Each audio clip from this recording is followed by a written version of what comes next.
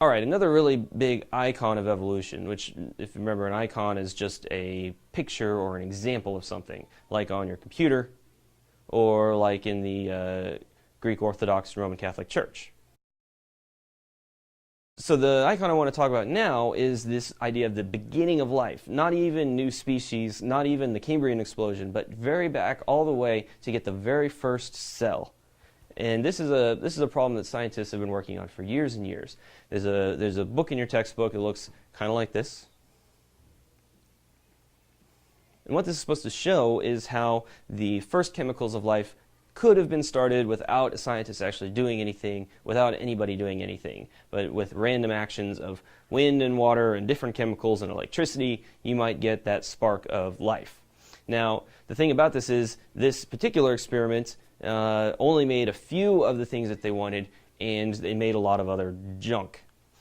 And in fact, that's typically what happens with these experiments. Scientists set them up, which is already a clue right there. These are not random forces. A scientist sets up an experiment, and what they do is they can make a few of the chemicals needed for life. Well, that's great, but they didn't make all the chemicals needed for life. They never make them all at once. They make a few of the ones that they need, and they make a bunch of other stuff that they don't need. So what a scientist will do is he'll set up one of these experiments, he'll make the little thing that he needs, and then he'll purify the other stuff away, and he's like, see, we made the building blocks of life. Now, this is kind of strange because at every step the scientist has been involved.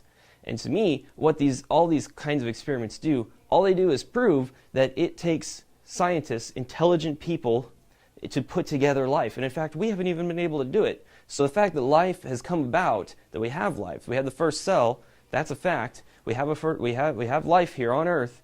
So how did it get here? What must have started? What we're finding is that it takes more brain power than even humans have right now. It takes more intelligence to create something like the first cell. So this, once again, their example kind of works against themselves. The things that they think they're trying to prove, they're actually proving that we need basically God to show how all this stuff got here.